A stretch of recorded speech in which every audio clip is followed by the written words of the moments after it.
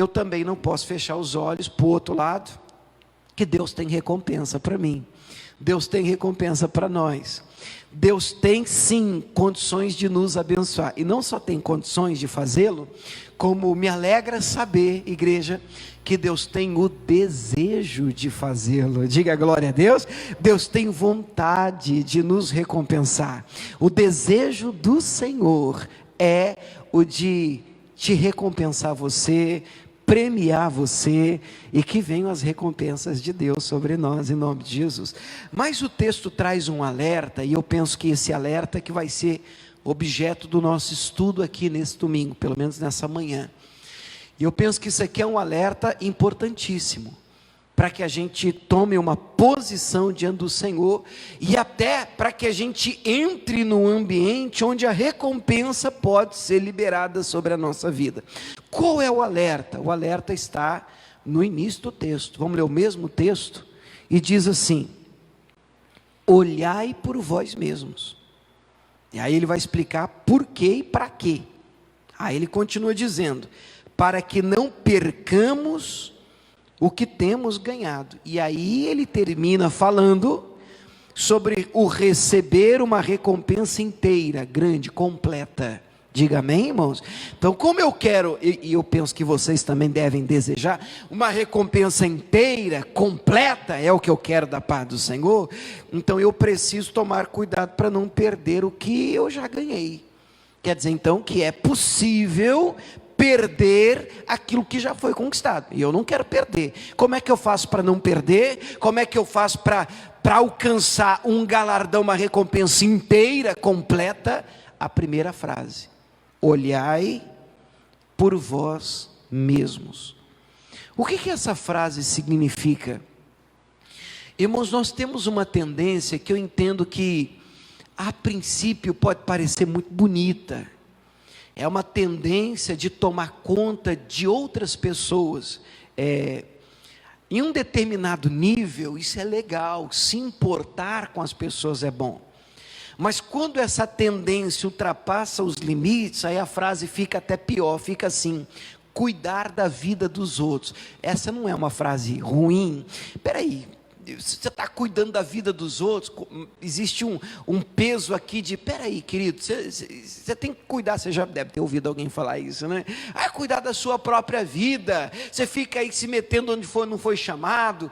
E de fato, quando isso ultrapassa os limites do que é sadio, do que é bíblico, do que é normal, nós acabamos entrando num ambiente onde não nos é permitido entrar. Então nós acabamos tendo problemas, porque estamos olhando mais para os outros do que para nós. E o que o texto está dizendo? Qual que é a primeira frase aí? A primeira frase é: olhai para a vida do seu vizinho. É isso? Não.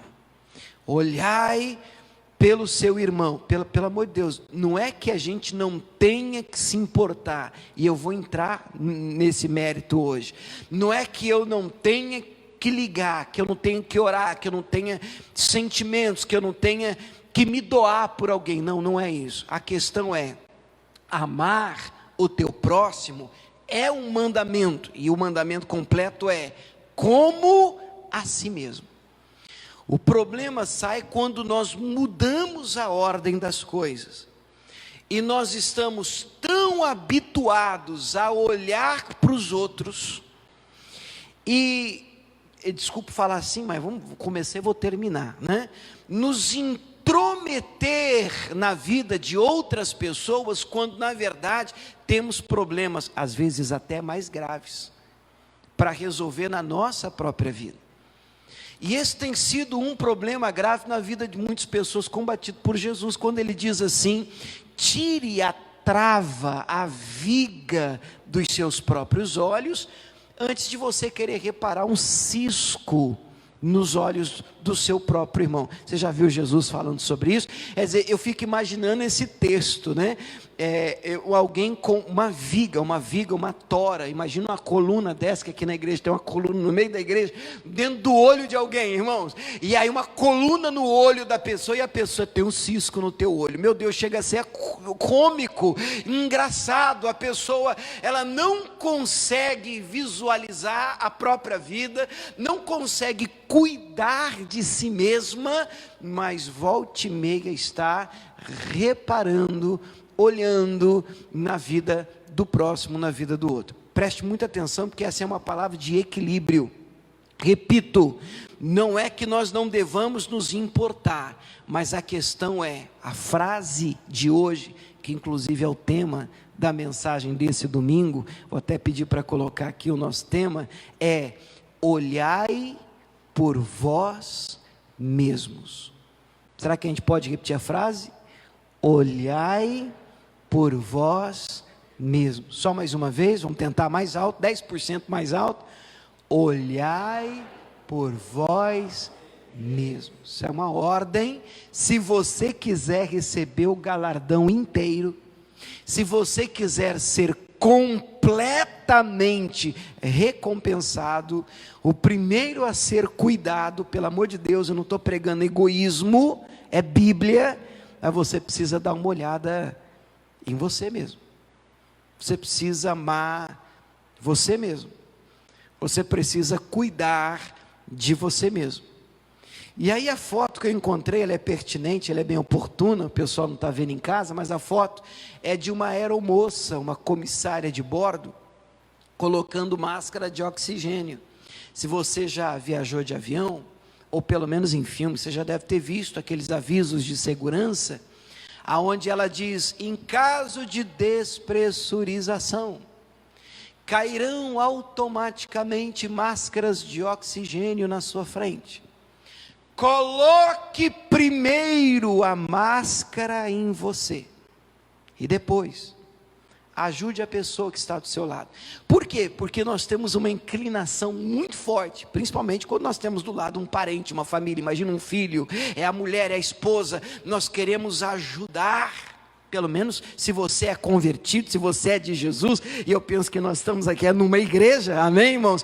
Nós queremos estender as mãos, nós queremos ser bênção na vida de todos aqueles que cruzarem o nosso caminho, e eu repito, a princípio, esse é um sentimento maravilhoso, genuíno, é crente, é um sentimento cristão, mas o ponto é, você tem olhado por você mesmo? Porque para você ajudar alguém, estender as mãos, colocar a máscara no outro, você tem que estar usando a sua. Você entendeu o ponto?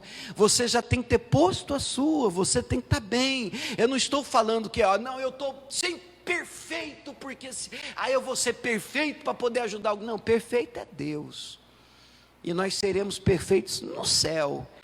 Mas pelo menos respirando um oxigênio, a gente tem que estar, querido, pelo menos respirando bem, caminhando na fé, né, para poder estender a mão para alguém. Nós precisamos estar. Quem está me acompanhando, diga amém. Tema de hoje: olhai por vós mesmos. Mas em que sentido que eu poderia levar essa frase para muitos sentidos? Existem muitas áreas da nossa vida que precisam ser cuidadas primeiro, para só depois você estender as mãos para cuidar de alguém, para você poder ser bênção, um canal de bênção na vida de alguém. Então abra sua Bíblia, por favor, em Lucas 17, que eu te mostro em que área eu quero puxar essa frase nessa manhã. Lucas 17 traz uma palavra do nosso Jesus. E nós vamos ver repetida essa advertência. Lucas 17, verso 3 em diante. Lucas 17, verso 3 em diante. Quem encontrou aí, diga amém. Perceba que o capítulo 17 começa com Jesus falando sobre ser impossível não vir os escândalos. Então os problemas, as lutas, os escândalos acabam vindo, e aí Jesus diz no verso 2 que era melhor que aquele que deu motivo para o escândalo amarrasse uma pedra de moinho e se lançasse ao mar, coisa séria. E aí vem o 3 e essa frase, essa advertência se repete. Como é que começa o verso 3? Vamos ler? Olhai por vós mesmo. Opa! É incrível, se você fizer um teste por curiosidade, se você tiver Bíblia online, ou mesmo na internet, no Google, e escrever essa frase, olhai por vós, você vai ficar surpreso, como eu fiquei, o número de vezes que essa advertência aparece, principalmente no Novo Testamento. O número de vezes em que o Senhor nos adverte dizendo, ei, cuida da sua vida, dá uma olhada para você, cuidado para você não se perder. Às vezes você está tão perdido tentando estender as mãos, cheio de boas intenções, você está bem intencionado, estender as mãos para ser bênção na vida de alguém, e isso é bíblico, mas você tem esquecido de olhar por vós mesmo, e nós precisamos olhar por nós, porque se você não olhar por você, quem vai fazer isso?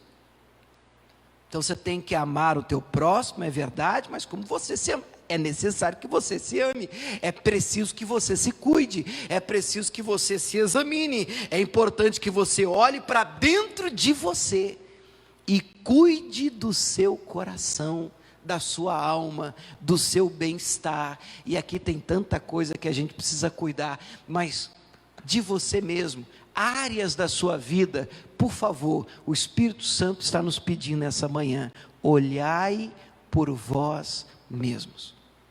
Só que como o tema ele é muito amplo, e a gente ficaria aqui, irmãos, sabe, uma semana falando sobre áreas da vida que nós precisamos olhar por nós precisamos cuidar de nós mesmos, e tudo isso seria bíblico, e eu não tenho tempo para tudo isso, então vamos ver de que sentido Jesus trata aqui. Vamos continuar? Ele diz assim no 3, olhai por vós mesmos. Aí ele continua, olha o contexto agora. E se o teu irmão pecar contra ti, isso acontece? Pessoas erram com a gente? Faz assim, se você estiver na dúvida, eu digo para você, erram feio, muito, decepcionam a gente, machucam, ferem, magoam. Pessoas fazem isso, irmãos? Sim, ponto final, sem sombra de dúvida, todas elas, porque não há um ser humano perfeito sobre a face da terra, tão certo como vive o Senhor, e quanto maior o grau de intimidade e proximidade, maior o poder de te magoar, maior o poder de desapontamento. Por isso Jesus diz, olhai por vós mesmos, cuidado, viu? Cuidado com o seu coraçãozinho, cuidado com você, olhe por você, porque se o teu irmão, olha o contexto, pecar contra ti, eu até diria para vocês, quando ele errar contra você, com você, o que ele continua dizendo? Repreende-o. O repreender aqui não é só dar bronca, não, o repreender também é você dizer, fulano, você está errado, não é assim, não gostei daquilo que você falou comigo, eu não gostei daquilo que você tratou, a maneira como você disse, a maneira como você se comportou, isso é importante entender, amém pessoal? Está errado, ser transparente com as pessoas, verdadeiro, repreende se ele errou com você, se ele pecou contra você, se ele se arrepender, o problema está resolvido, o texto diz, perdoa, solta o pescoço dele, acabou, ele errou com você, puxa vida, chateou, magoou, feriu, desapontou, e você que é um cristão, você não fica aqui emburrado, muda com a pessoa, e a pessoa não está nem sabendo, às vezes a pessoa faz, nem percebeu. Não, você senta com a pessoa e diz: fulano, naquele dia você falou assim, você fez isso, você tinha prometido que diria isso, você tinha prometido para mim que faria aquilo, eu não gostei, eu fiquei chateado, sim senhor, eu acho que você não devia ter agido daquele jeito. E quando você faz isso, às vezes a pessoa até assusta, mas se a pessoa disser assim: puxa fulano, eu não tinha percebido, você me perdoa, me desculpa, o que você faz na hora? Mata. Ah, que susto que vocês me dão, igreja, pelo amor de Deus. O que você faz na hora? Perdoa. Pronto, solta o pescoço dele, solta o pescoço dela, está resolvido. Era um mal entendido. Você vê como que Satanás é vencido assim? Rapidamente você corta no talo o problema. É melhor do que você sair falando dela para os outros. É melhor do que você agora sair, inclusive até dentro da igreja, dizendo: é fulano, não, senta com fulano, você tem um problema com fulano, fala com fulano. Agora, se arrepender, se melhorar, se entender, se pedir desculpa, beleza, está resolvido. Satanás já perdeu, mas nem sempre é tão fácil assim. Fala amém, irmãos. Não sei, você sabe, você lidar com pessoas, você tem um tempinho vivendo nesse planeta, lidar com gente, pensa numa coisa que dá trabalho, irmãos. Gente, pessoas, cada um é de um jeito, cada um tem uma cabeça, cada um pensa de uma maneira, cada um sente de uma maneira, cada um enxerga de um ponto de vista diferente. Então nem sempre é tão simples assim. Feliz quando a pessoa escuta, ela é madura, ela tem maturidade. Se ela é um crente, né, de maturidade, fica mais fácil tratar problemas, porque ainda que ela enxergue diferente, ela respeita a sua dor, e ela diz: então desculpa, não foi minha intenção, mas se te magoei, se te feri, então me desculpa, não foi minha intenção, pelo amor de Deus, não foi minha intenção. Acabou, Satanás está vencido. Quando cristãos são maduros, não há lugar, nós não damos brecha para Satanás. Por quê? Porque nós estamos olhando por nós mesmos, e também olhamos, depois disso, para o próximo. Amém? Máscara de oxigênio. Agora sim, eu estendo a mão, está resolvido. Satanás perdeu. Agora, olha o que o texto continua dizendo: arrepender, perdoa-lhe, acabou o problema. Se pecar contra ti, o negócio vai ficando um pouquinho mais grave. 7 vezes no dia, e 7 vezes no dia vier ter contigo dizendo: arrependo-me, perdoa-lhe. Puxa, peraí, o que Jesus está falando? Se é um evento esporádico, ocasional, a pessoa falhou com você uma vez, eu entendo que não é simples, mas é mais fácil você considerar. Uma vez, amém, te libero, amém? Tranquilo. Agora vem Jesus e diz assim, olha como que o funil fica mais apertado. Se 7 vezes no mesmo dia, cara, 7 vezes, irmão, 7 vezes é doído, irmão, 2 vezes é complicado. Existem frases de efeito que nós ouvimos: comigo é uma vez só, não é? Eu sei que aqui ninguém pensa assim, mas existem lugares longe daqui onde esse sentimento predomina. E aí vem Jesus e diz assim: se alguém errar com você 7 vezes no dia, alguém pode errar com a gente assim bastante? Tem gente que erra com a gente, volta e meia está errando. Tem gente que volta e meia está machucando e ofendendo a gente? Sim. É sobre pessoas assim que eu quero falar com vocês hoje. Porque liberar aqueles que, puxa, um evento, né? É um evento catastrófico, errou uma vez na vida comigo, puxa, eu fui e falei com ele, sentamos, ele pediu desculpa, poxa, soltar o pescoço de pessoas assim, eu não vou dizer que é tranquilo, mas é mais fácil do que aquele que volta e meia está decepcionando você, volta e meia está magoando você, volta e meia está ferindo você. E aí o texto vem e diz, se ele errou 7 vezes no dia, quem que disse isso aqui, gente? Jesus.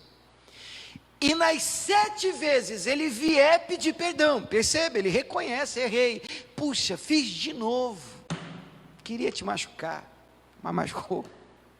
Pô, eu não queria te magoar, mas magoou. Eu não queria te ofender, mas ofendeu. 7 vezes. O que você tem que fazer? Nem ouvir vocês, irmãos, de tão empolgados que vocês estão com vontade de perdoar, né? O que você tem que fazer? Perdoar, solta o pescoço dele. 7, pastor, 7. Aí na hora em que Jesus liberou essa palavra, disseram no versículo 5, e eu amo essa frase, disseram então os apóstolos ao Senhor. O que eles disseram? Olha, então acrescenta-nos a fé. Se nós pegarmos, como a maioria pega, só esse versículo 5, onde os discípulos pedem mais fé para Jesus, a gente entende, puxa, eles querem mais fé para poder fazer a obra, eles querem mais fé para curar os enfermos, eles querem mais fé para libertar os encapetados, os endemoniados. E é verdade, tudo isso nós precisamos de fé para fazer, mas o contexto não é esse. Jesus está falando da dificuldade de lidar com pessoas complicadas, pessoas que magoam e ferem a gente, não uma só vez, mas pessoas que irão nos desapontar algumas vezes no decorrer da vida. Eu não estou falando de uma necessidade de você se relacionar com gente assim no âmbito do trabalho para o resto da vida, porque você pode optar. Eu estou falando da necessidade de perdoar, eu estou falando do espiritual. Você não pode manter o seu coração cheio de sujeira, porque isso vai fazer mais mal para quem? Para você. E qual é a ordem do Senhor? Olhai por vós. O ponto é, quando você libera alguém, você não está olhando por esse alguém apenas, você está olhando mais por você. Porque não liberar as pessoas, não perdoar as pessoas, faz mais mal para quem? Para aquele que retém o perdão. Isso vai somatizar em você. Daqui a pouco é você que está doente, amargurado. Daqui a pouco é você que perde o prazer na vida. Daqui a pouco é você que está isolado, você não quer sair de casa, você não quer sair do quarto, você não quer comer, você não quer dormir, você não tem mais prazer na vida, porque as pessoas não prestam, ninguém presta, pastor, eu já fui muito magoado. Isso acontece principalmente no ambiente religioso, irmãos. Você ficaria surpreso com o número de pessoas que não quer ouvir falar de igreja, por causa exatamente do contexto do texto que eu estou usando com vocês. Pessoas que literalmente perderam a fé. Os discípulos entenderam a mensagem tão poderosamente de Jesus, que na hora eles reagiram, disseram: Senhor, se é assim, se passar por essa vida, é se comportar desse jeito com as pessoas que magoam a gente, que decepcionam a gente, por favor, aumenta-nos a fé. Nós vamos precisar de mais fé para poder enfrentar situações assim. E eu concordo e assino embaixo.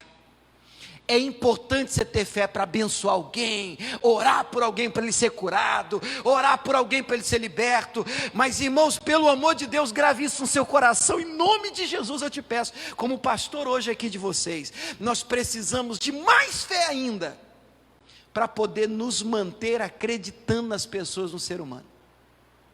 Tão certo como vive o Senhor, é no seu trabalho, é na sua escola, é na sua casa, é na sua igreja, as pessoas vão falhar com você. E não é uma questão de se, é uma questão de quando. E aí vem Jesus, e Jesus sabe disso. Jesus chega a dizer, é até necessário que os escândalos venham. É impossível que os escândalos não venham. O texto começa assim. É impossível que alguém não apronte. O texto começa assim, a ideia é essa. E aí ele vem e dá uma ordem. Meu Deus, como é que eu passo por essa vida com uma informação dessa, sabendo que isso vai acontecer? Olha, eu não posso, me leva então, eu quero ir para o céu. Ou eu não quero me relacionar com ninguém. Ou eu não vou sair de casa. Não dá, você está no mundo, você vai lidar com gente. E uma hora dessa, é uma questão de tempo, mais cedo ou mais tarde, as pessoas vão pisar na bola com você. Vocês estão me acompanhando, irmãos? Qual é o segredo? O que eu faço? Jesus, sabendo disso, ele vem dar um antídoto, a tarefa. Ele diz, a frase é essa: olhai por vós mesmos. Cuida do seu coração, da sua alma, da sua mente, do seu bem-estar. Você precisa estar bem. Porque se você estiver bem, você vai conseguir lidar com essas pessoas. Agora, se você não estiver bem, aí tá, alguém já se decepcionou, já guardou no coração, não, então, fulano não presta, aí tenta de novo com outra pessoa, mas você não tratou aquele problema, aí o outro também não presta, aí você só vai acumulando ferimento, você só vai acumulando mágoa, você só vai acumulando rancor, daqui a pouco você já está dizendo, ninguém presta, igreja nenhuma presta, ser humano nenhum presta, e eu não quero conversar com ninguém, daqui a pouco você virou sei lá o quê. Você não consegue mais viver, e você pensa que o problema mais grave está do lado de fora, mas o Senhor vem denuncia que o problema agora é que você não olhou por você, você não cuidou da sua saúde emocional, espiritual, da sua alma, do seu coração, da sua mente, e agora você está mais doente do que os outros. Vocês estão me acompanhando, gente? Quem está entendendo, diga glória a Deus. Qual é a ordem de Jesus? Olhai por vós mesmos. Vamos repetir isso só mais uma vez? Mentira, não vou repetir isso só mais uma vez, provavelmente vou falar umas 10 vezes ainda hoje, mas vamos repetir mais uma vez? Olhai por vós mesmos. Se nós não olharmos por nós mesmos nesse sentido de liberar, de ter um coração pronto a perdoar, nós vamos ter dificuldade de colocar máscara de oxigênio nos outros. Nós vamos virar a chave e aí nós vamos pensar só na gente. Aí vem o desequilíbrio para o outro lado. Aí, como as pessoas na nossa cabeça elas não prestam, então se o avião, as máscaras caíram, você coloca, e o fulano está precisando de ajuda do lado, com tudo que você esteja respirando, você já não está mais nem aí que o planeta exploda, e isso não é cristianismo também. Vocês estão acompanhando, irmãos?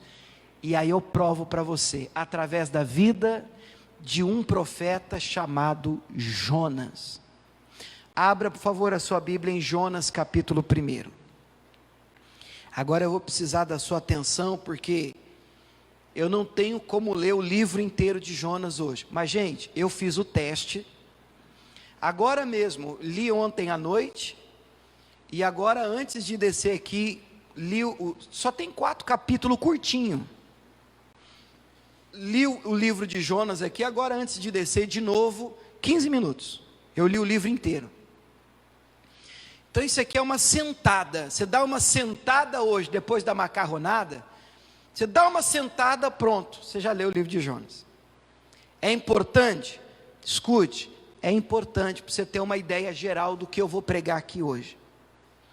Muito se fala de Jonas e muito se ouve em igreja sobre Jonas. Deixa eu primeiro deixar uma coisa clara para vocês aqui. Pastor, você acredita na história de Jonas? Porque Jonas foi aquele profeta que foi engolido por um peixe, né? E ficou 3 dias, pelo menos é o que o texto diz, 3 dias na barriga do peixe. Pastor, você acredita nisso? De todo o meu coração. E por que, pastor, você acredita nisso? Bom, primeiro porque está na Bíblia. E eu sou aquela pessoa assim, está na Bíblia eu creio, de cara eu abraço. Mas, como se não bastasse, que já é importante o estar na palavra de Deus, em Mateus 16, os fariseus pedem um sinal para Jesus. E Jesus responde com uma referência ao profeta Jonas, dizendo: esta geração má e perversa me pede um sinal, mas nenhum outro sinal lhe será dado, senão o sinal do profeta Jonas, que ficou 3 dias no ventre da barriga de um peixe. Perceba, olha o detalhe que eu estou chamando sua atenção. Jesus citou a história de Jonas. Jesus. Então, isso me dá maior credibilidade para a história de Jonas. Jesus citou. É óbvio que quando você olha dentro de um contexto maior, você percebe que esse negócio de 3 dias no ventre, essa questão de o terceiro dia é meio profética. Porque Jesus veio, morreu numa cruz do Calvário, e depois de quantos dias ele ressuscitou? 3 dias. Então você percebe que toda a Bíblia é um livro que aponta para Jesus. Ele é o personagem principal. Diga glória a Deus, irmão. É Ele, é para Ele e é por Ele. Mas dito isso, irmãos, o que é mais conhecido sobre Jonas? O capítulo 1. Tem 4 capítulos. Mas o que é mais conhecido, pregado, ouvido, dito, falado sobre Jonas? Só o capítulo 1. Então vamos dar uma olhada no capítulo 1, só no versículo, o início, versículo 1 em diante. Vamos dar uma olhadinha? Eu pedi para você abrir, eu mesmo aqui não abri, agora pronto. Jonas 1:1 diz assim: veio a palavra do Senhor a Jonas, filho de Amitai, dizendo, o que Deus falou para Jonas? Levanta-te, vai à grande cidade de Nínive e clama contra ela, porque a sua malícia subiu até mim. Nínive era a capital da Síria, inimiga número 1 de Israel. É uma informação importante, porque Síria era terrível com o povo de Deus, era implacável com o povo de Deus. Alguns têm esse povo como um povo bárbaro, e não era aquele povo que tratava os capturados de uma maneira boa, não, eles eram terríveis, faziam coisas horríveis com os inimigos que eram vencidos e derrotados. Então havia muita coisa no meio do povo de Deus contra Nínive, contra esse povo, essa gente. E aí Deus vem dar uma palavra, que na verdade não é um pedido, eu entendo que é uma ordem, para o Jonas. Porque Deus não pergunta, você está afim de ir em Nínive? Deus normalmente não faz isso. Ele manda, ele disse, ei, levanta e vai. Vai lá pregar em Nínive. Eu não estou gostando da atitude deles. Prega contra o comportamento que eles têm tido. E o que o nosso Jonas faz? Versículo de número 3, essa é a parte que mais é pregada. Jonas se levantou, para quê, igreja? Para fugir de diante da face do Senhor para Tars. E aí o que ele faz? Descendo a Jope, achou um navio que ia para Tarsis, pagou, pois, a passagem, desceu para dentro dele, para ir com eles para Tarsis. Qual era o objetivo de Jonas? De diante da face do Senhor, longe de Deus, fugindo da presença do Senhor, como se fosse possível. Igreja, é possível fugir de Deus? Jonas está tentando, mas Jonas está tentando com força. E nós não estamos falando de um encapetado, endemoniado, perturbado. Nós estamos falando de um profeta, de um homem de Deus.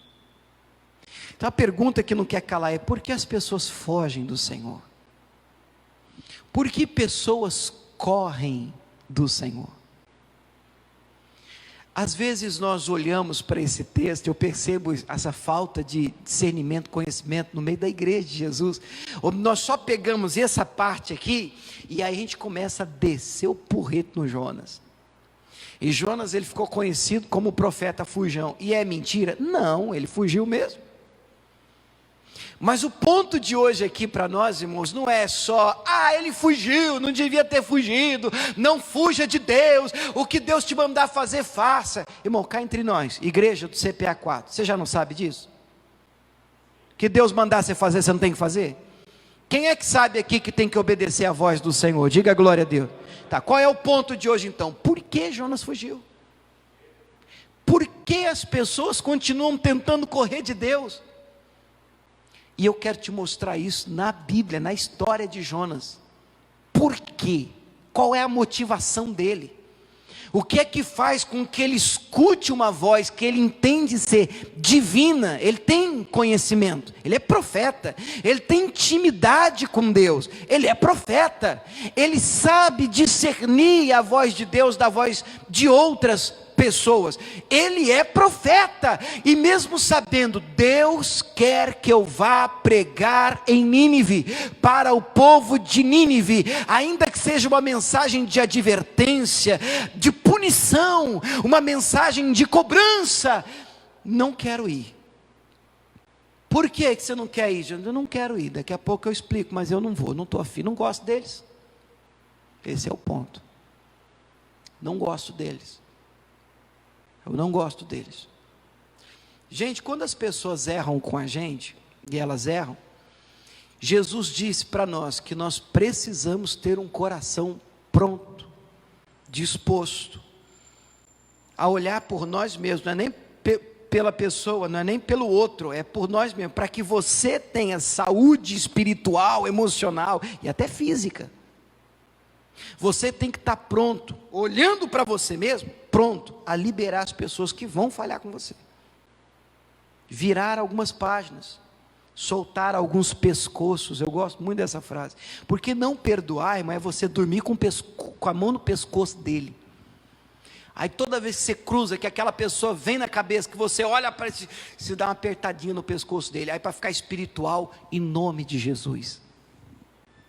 Mas isso de espiritual não tem nada, isso vai causar mais problema para você. Vocês estão me acompanhando, irmãos? Jonas não gosta do povo de Nínive, e Jonas decide no coração, mas decide com força: eu não vou. Por quê? Porque para aquele povo eu não prego, e eu vou mostrar isso para você de uma maneira mais clara. Então o que o Jonas faz? Ele vai até o porto, e ele procura por um navio, diz: para onde está indo? Está indo para Tarso, direção completamente oposta, de Nínive. Eu pago, eu compro a passagem, mas eu não prego para essa raça. Não prego para essa raça não vai ouvir uma palavra da minha boca, não vou pregar para eles. Coração de Jonas, como é que está? Eu chamo de peludo, duro, completamente fechado para aquele povo, para aquele grupo. Ele paga, entra no barco, desce para o porão, ele está ali escondidinho, bravo, como uma criança emburrada. Não prego. Até aqui tudo bem? Versículo 4, o que Deus faz? O Senhor mandou ao mar um grande vento, e fez-se no mar uma grande tempestade, e o navio estava para arrebentar tudo. Conhecemos a história, não é tempestade que dá para amarrar. Como é que começa o 4? O Senhor mandou. Não vem com conversa, não dá para você ficar no pé do barco: está amarrado, demônio do inferno. Não, como é que amarra Deus? O problema de Jonas agora é com quem? Ele arrumou confusão, agora é com quem? Ele tem uma palavra, ele tem uma ordem, e ele não quer cumprir. Quando nós não ouvimos o Senhor, nós começamos a ter problema com o Senhor. Tem tempestade que a gente passa na nossa vida que não é demônio, irmão. Não é Satanás, não é diabo, não é campanha, não é qual é o pastor que vai resolver o seu problema, qual é a igreja que você pode frequentar que vai resolver o seu problema, se você está no vermelho com a palavra. Não tem jeito. As pessoas vão te enganar, mas você só vai sair dessa tempestade, desse tipo de tempestade, se você fizer as pazes com o Senhor. Não sei o que é que ele tem pedido a você. Para Jonas: vai pregar em Nínive. Ele disse: eu não vou. Desceu para dentro do navio, está lá escondidinho, aqui que ele não vai me encontrar. O quê? Deus manda uma tempestade, o navio está para quebrar. Vamos resumir um pouquinho a historinha, vamos ler um ou outro versículo só. De repente os marinheiros no barco: meu Deus, vou morrer, cada um clamando ao seu Deus. A Bíblia diz ao seu Deus com D minúsculo, então cada um orava, rezava, fazia a sua mandiga, sei lá. E o profeta do barco, lá no porão, dormindo um profundo sono: não estou nem aí, eu morro nessa tempestade aqui, o barco pode quebrar, e essa turma toda morre comigo, mas eu não vou, não estou afim, não vou pregar para eles. coração tá ou não está duro? Olha que o negócio piora. Eles decidem, os marinheiros do barco, vamos lançar sorte, vamos ver de quem que é a culpa. Unidunite. Eu não sei se era assim não, tá, irmão? Estou brincando. O escolhido foi, pá, você. Descobriram que a culpa era de Jonas. Acertadamente descobriram. E aí, o que você está fazendo? Você está fazendo o quê? Ele disse, é que eu sou profeta, estou correndo de Deus, estou fugindo do Senhor que criou os céus e a terra e tudo, e o mar e tudo que neles. Pelo amor de Deus, você vai matar a gente? O que a gente faz? Ó, o Jonas, eu sei o que vocês podem fazer. Vocês podem me levantar, no versículo 11 e 12, agora o 12. Levantai-me e lançai-me ao mar. Pode me jogar no mar, e o mar se aquietará. Irmão, o homem está tão ruim, porque ele podia dizer assim, não, eu sei que o problema sou eu, e eu sei por que a tempestade veio. Veio porque eu não estou a fim de pregar em Nínive. Então faz o seguinte, me leva para Nínive que resolve o problema. Não resolvia? Faz assim, resolvia. Agora o que ele faz? Ele faz assim, o problema sou eu. Vocês fazem o seguinte, pular do barco, eu não vou pular não. Vocês me levantam, me pegam e me jogam do barco. Vocês vão ver que o mar vai acalmar. Só que em Nínive eu não prego. Vocês me jogam em alto mar, no meio de uma tempestade, eu morro afogado, mas lá eu não prego. O cara está ruim, irmão. Você pode ouvir isso e pensar assim, pastor, misericórdia, isso não deve existir. Irmãos, eu prego um tempinho, e já atendi pessoas de perder a conta, pessoas que viram para mim e dizem assim, com o olho, você vê que às vezes o olho até treme de raiva, com fulano eu não falo, com fulana eu não trabalho, com fulano eu não faço a obra, com ele eu não toco, com ele eu não sirvo, com ele eu não, não, e não. É o espírito de Jonas. Você diz, a pessoa não é de Deus? É. Mas não tem olhado por vós mesmo. Não é assim que Jesus mandou? Olhai por vós mesmo. Você tem que olhar para você. Cuidado, pelo amor de Deus, com os sentimentos que não agradam o Senhor. Filipenses 2,5 traz um texto fantástico. De sorte que haja em vós o mesmo sentimento que houve em Cristo Jesus. Em Cristo. Não tem que ter outro. Se você um dia estiver sentindo algo, você tem que parar e medir isso, passar pela peneira. Espera aí, eu estou tendo o mesmo sentimento que houve em Cristo Jesus? Não, Jesus, não senti essa raiva não, Jesus, não. Então eu não quero isso em mim, Jesus, me ajuda, tira isso do meu coração. Eu não quero olhar para ele e sentir raiva, eu não quero olhar para ela e sentir raiva, eu não quero odiar Nínive, eu não posso, eu sou profeta, eu sou homem de Deus, independente do que Nínive tenha feito.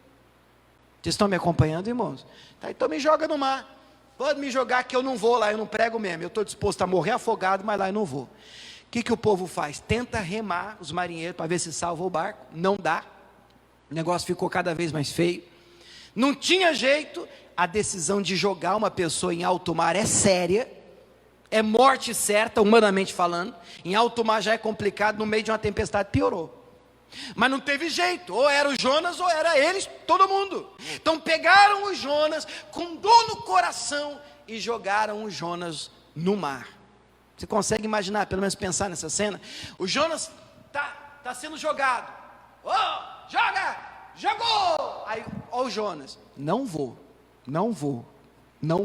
Cai na água, no meio da tribulação. Eu não vou. Cara, tá ruim, irmão.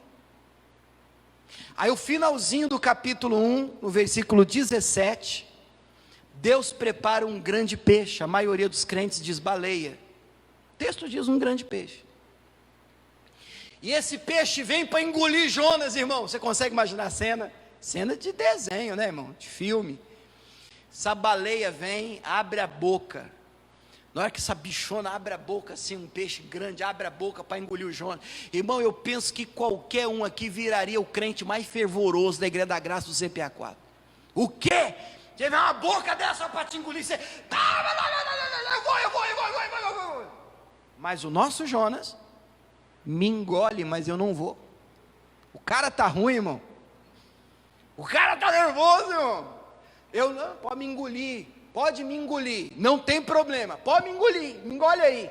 Eu já falei que lá eu não prego, essa turma eu não ministro para eles, eu não vou. O homem está realmente ruim. E o peixe engole Jonas, e começa o capítulo 2. E o capítulo 2, no versículo 1, diz que Jonas fica dentro daquele peixe. Finalzinho, primeiro no 17, diz que ele fica 3 dias e 3 noites dentro do peixe. E aí começa o capítulo 2 e finalmente, como é que começa o 2? Orou Jonas ao Senhor. Depois de quanto tempo? 3 dias e 3 noites na barriga do peixe. Irmão, o homem está ruim mesmo, porque o primeiro dia ele está na barriga do peixe. Pode me digerir, mas eu não vou. Mas rapaz, que coração que é esse, irmão? E depois de 3 dias na barriga do peixe, tá bom, eu vou. Aí ele ora: Senhor, me perdoe, eu vou lá então, eu vou pregar. E aí então, depois de 3 dias, Deus dá uma ordem. Aí você pode pular para o versículo 10, é o último versículo do capítulo 2. Aí falou o Senhor ao peixe, e o peixe vomitou Jonas na terra. Agora o Jonas vai. Aí começa o capítulo 3, o penúltimo capítulo. Como é que começa o 3? Parecido com o capítulo 1. Olha o versículo 1. Veio a palavra do Senhor. O detalhe agora é, segunda vez a Jonas, dizendo: vai lá pregar a palavra que eu já te dei. Já te dei a palavra. A pregação que eu já te disse, leva para Nínive. Desta vez, Jonas vai. Não acho, pelo que eu leio no texto, no livro de Jonas, que ele vai feliz. Não acho que ele prega animado. Não acho que ele ministra com expectativa e desejo de ver aquela semente da palavra germinar. Eu vejo em Jonas um pastor com má vontade. Você sabe o que é você falar de Deus para uma pessoa e torcer para ela não se converter, só para ver ela queimar no inferno? É assim que eu vejo Jonas. É sério o que eu estou te falando, irmãos. Lá vai o nosso Jonas. A Bíblia diz que Nínive era uma cidade de mais ou menos 120 mil habitantes. Para a época, cidadão. 3 dias de caminho, o texto fala. E Jonas passa pela cidade pregando, liberando a mensagem. E eu penso que ele o fazia, e agora o que eu estou falando é de mim mesmo, com uma tremenda má vontade, um veneno escorrendo no canto da boca. Deus vai acabar com a raça de vocês. Já uma mensagem meio assim. Só que Jonas não contava com o poder da palavra de Deus. A palavra de Deus, ela é poderosa, gente. E o povo de Nínive creu em Deus. Você pode dizer amém? O povo acreditou na pregação. O negócio foi tão sério, que no versículo 5 diz: os homens de Nínive creram em Deus, e proclamaram um jejum. O rei colocou até os animais de jejum. Ninguém vai comer. Todo mundo pano de saco, cinza na cabeça, sinal de humilhação. E o rei diz: quem sabe Deus não se arrepende de acabar com a gente? Quem sabe o Senhor não nos perdoa? E o povo todo se volta para Deus, até os animais, com jejum. Resultado: quando nós oramos a Deus, nos humilhamos, pedimos perdão, o que Deus faz? Perdoa. Olha o versículo de número 10, capítulo 3 também. Deus viu as obras deles, como se converteram do seu mau caminho, e Deus se arrependeu do mal que tinha dito que lhes faria, e não fez. Diga amém. Você fica feliz? Jonas não. Se uma pessoa que já te desapontou, te fez mal, se convertesse ao Senhor, isso traria alegria para você ou desgosto? Isso revela muito de como seu coração está. Eu me lembro de atender uma mulher em Mogi das Cruzes, na Grande São Paulo. Pastorei lá por um período curto, 1 ano e meio. E ela me dizia: pastor, eu prefiro morrer e ir para o inferno do que ver o meu marido entrar no céu, depois de tudo que ele já me fez passar. Eu lembro que uma vez era Santa Ceia e ela viu ele participando, pegando a ceia do lado dela. Ela falou assim para mim, depois do culto: pastor, minha vontade era dar um soco na cara dele, na hora que ele pegou o pão, na hora que ele começou a beber o vinho, fazer assim, pof, na cara dele. Falei assim, porque pastor, esse cara não presta, esse cara aí, você vê aquela só, porque Jesus disse que a boca fala do que já existe aqui dentro. Aí você pensa, a pessoa, não estou dizendo que o marido não tenha problema, com certeza deve ter, principalmente um problema de mau caráter, de ser uma coisa na frente dos outros, um problema de fingimento. É complicado você conviver com uma pessoa assim, é complicado você ver alguém sendo honrado fora de casa, aplaudido, reverenciado como homem de Deus, e você sabe que a pessoa não presta. É complicado, é complicadíssimo. Mas qual é a frase de hoje, a ordem de Jesus? Olhai por vós mesmos, porque isso não pode te afetar ao ponto de você estar tão mal, mas você está tão perturbado, seu coração está tão ruim, amargurado, que você virou Jonas. Na hora em que ele pregou, e o povo se converteu, começa o capítulo 4, o último capítulo. Como é que começa o capítulo 4?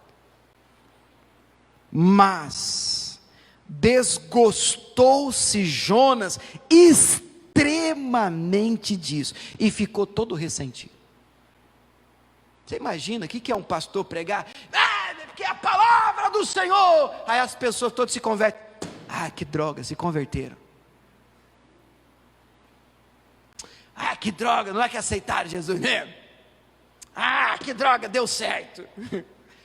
Eu não queria que desse certo. Mas você está pregando porque estou pregando porque me mandou pregar. Mas não é que esse povo se converteu mesmo? Aí no versículo 2, ele chega a orar ao Senhor dizendo, como é que ele ora? Como é que diz aí, igreja? A minha diz assim, tem um A com ponto de exclamação, não é? Algum dia você já orou assim? Que normalmente a gente ora assim, Pai, eu entro na tua presença, não é assim? Como é que Jonas orou? Ponto de exclamação. Senhor, ponto de exclamação. Aí vem o coração revelado de Jonas. Presta atenção no que ele diz agora para Deus. Não foi isso que eu disse, estando ainda lá na minha terra? Agora vem um motivo, está na Bíblia. Por isso me preveni,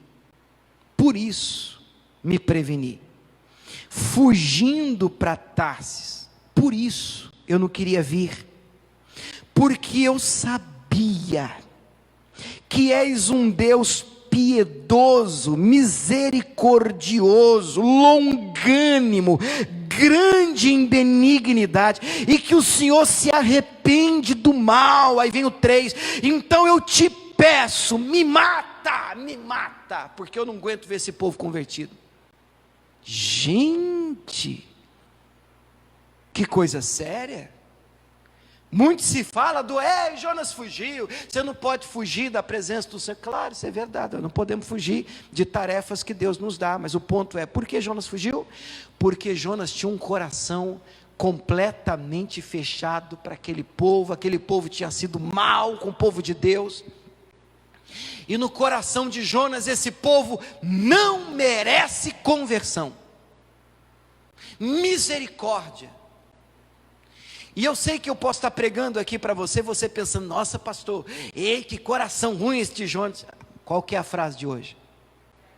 Olhai por vós mesmos, porque às vezes esse coração pode rodear você. Jesus Cristo disse aos discípulos depois, pouquinho antes de a sua ascensão para o céu, ele morreu, ressuscitou, apareceu aos discípulos e disse, ide por todo mundo, pregai o evangelho, as criaturas que você gostam delas, é assim? Faz assim, só para o pastor ficar tranquilo, que você sabe que não está escrito desse jeito.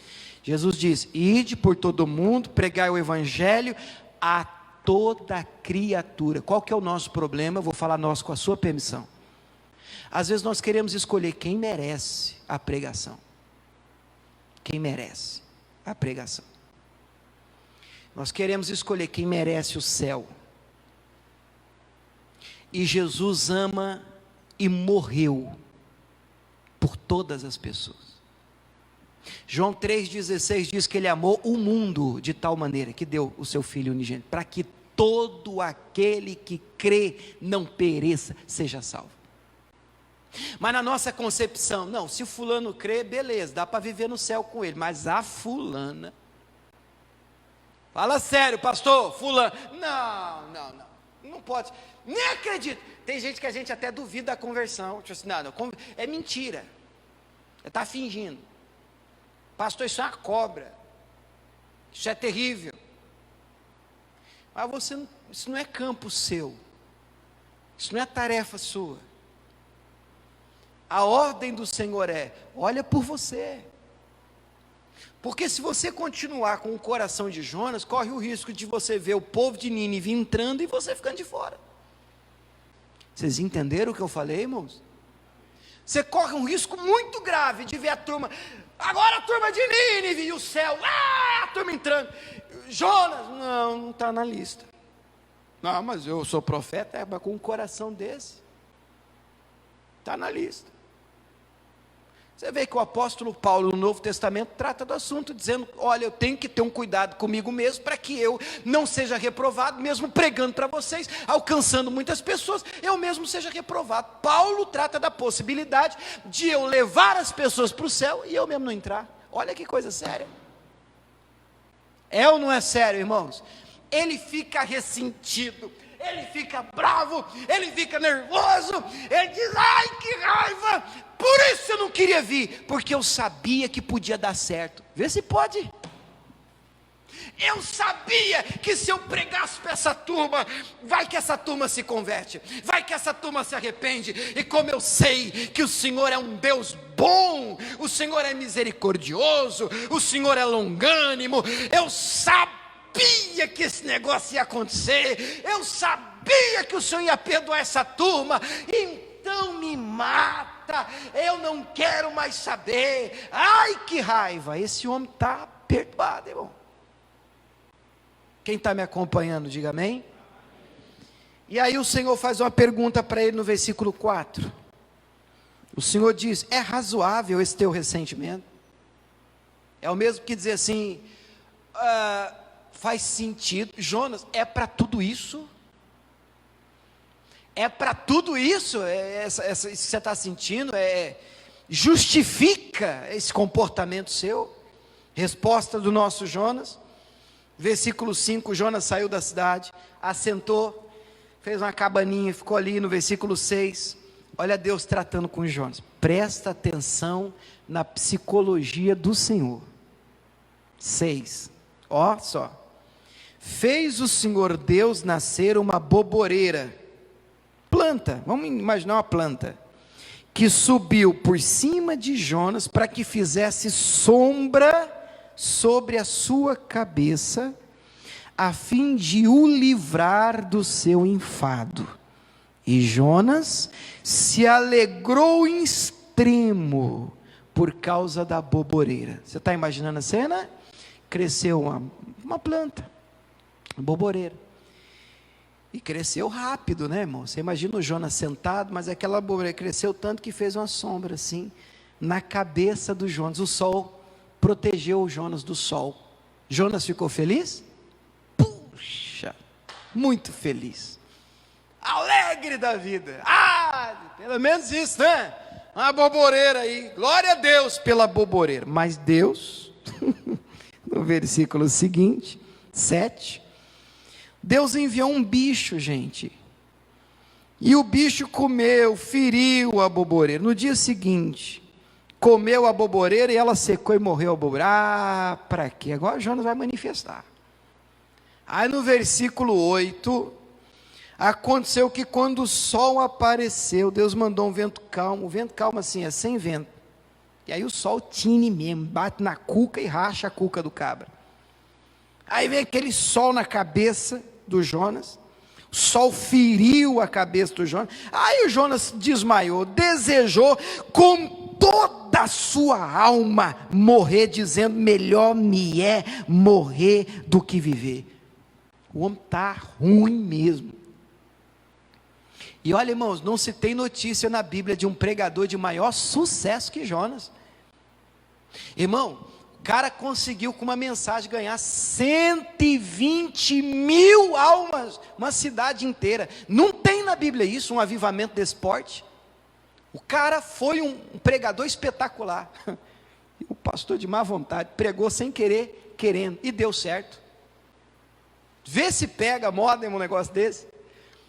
E ele agora, ai que raiva, eu quero morrer. E aí no versículo seguinte, versículo 9, Deus disse a Jonas, olha o tratamento de Deus, está acabando, gente. Deus disse para o Jonas: Jonas, olha aí, é razoável, acaso é razoável que você se enfade assim, fica aborrecido, nervoso, por causa da boboreira, Jonas? E ele disse, que o Jonas, aqui o Jonas responde, ele está bravo até com Deus, né? É justo sim que me enfade a ponto de desejar a morte. É razoável você ficar assim por causa da boboreira? É assim, é assim, é assim. O Jonas está assim, tinindo, bravo com Deus, nervoso. E aí vem Deus, aí vem Deus no 10, disse o Senhor: pois é, tiveste compaixão da boboreira, né? Na qual você não trabalhou, você não fez ela crescer. Numa noite ela nasceu, na outra noite ela morreu, pereceu. Você está assim por causa de uma planta que você não plantou, você não fez crescer, você não fez nascer. Ela nem existia ontem, nasceu ontem, morreu. Você está assim por causa dessa planta, amargurado por causa da planta. Agora, e eu? Último versículo do livro 11 aí. E eu não posso ter compaixão da grande cidade de Nínive, em que estão mais de 120 mil homens, que não sabem discernir entre a mão direita e a esquerda, e também muitos animais. Acabou o livro com essa pergunta, que para mim é uma surra.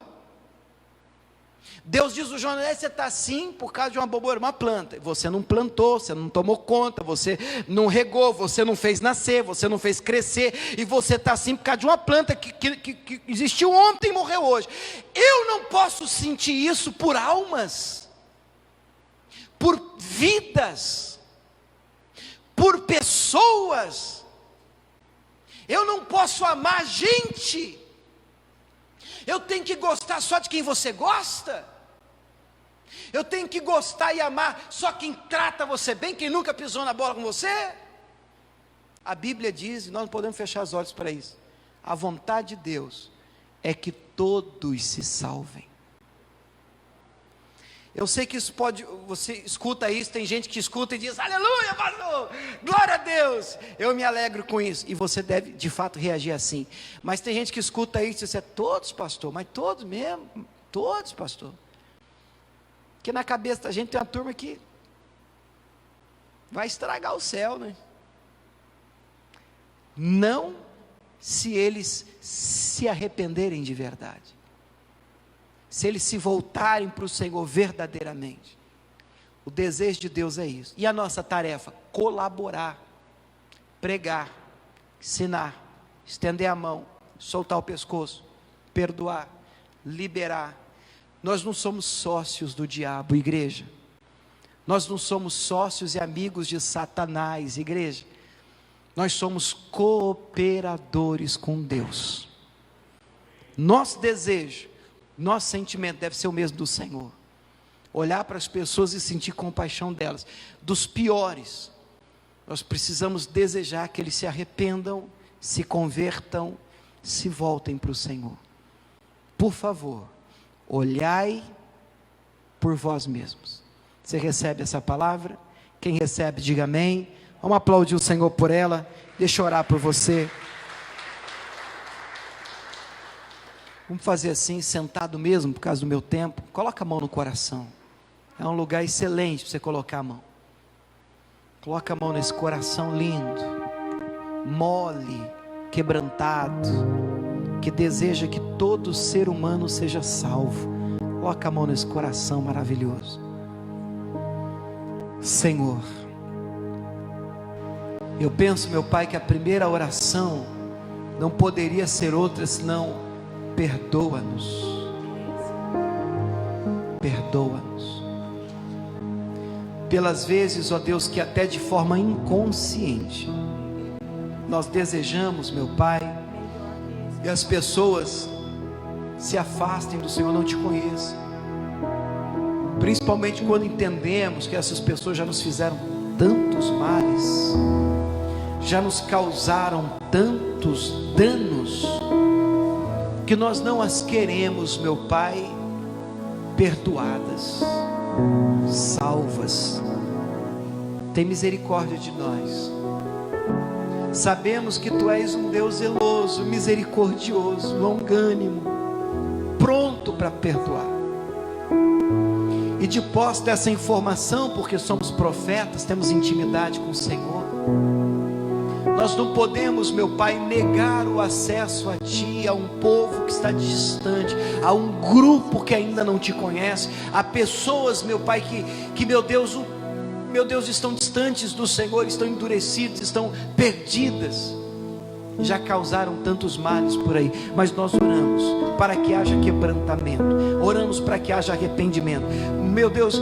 E antes até mesmo de orar pelos de Nínive, por aqueles que ainda não se converteram, por aqueles que são bárbaros, por aqueles que ainda, meu Pai, não se entregaram, meu Deus, eu penso que a oração principal aqui nesta manhã é por nós mesmos, Pai. Dá-nos, ó Deus, um coração limpo, uma mente purificada. Livra-nos, meu Deus, de todo e qualquer sentimento que não tenha sido plantado pelo Senhor. Livra-nos, meu Pai, de toda e qualquer prática que lhe desagrada, fere a Tua palavra.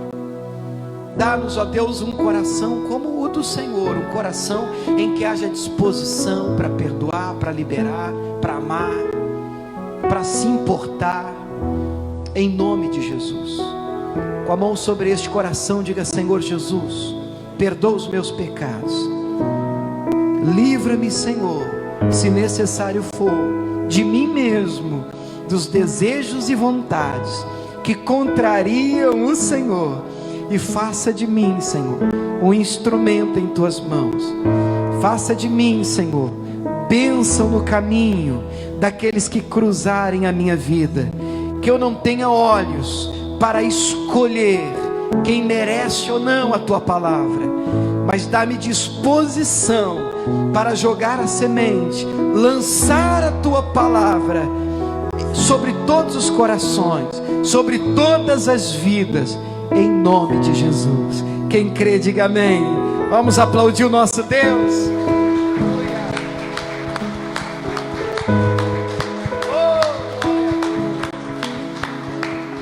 Diga glória a Deus. Fala rapidinho para o seu vizinho, não sou muito disso não, mas fala assim para ele: olhai por vós mesmos. É por vós mesmos, olhe por você. Se perca no caminho não, querido. Nínive também merece o Senhor, amém? Se você trouxe a sua ajuda, pegue na mão, envelope de dízimo, de oferta.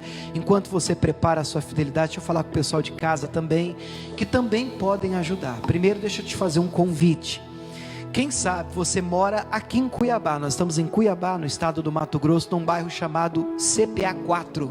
Se você mora por aqui, saiba que você está convidado a participar de uma reunião com a gente presencialmente. Domingo, por exemplo, eu realizo aqui 4 reuniões. 7h30 da manhã, que é esse culto agora. Daqui a pouco 10 da manhã.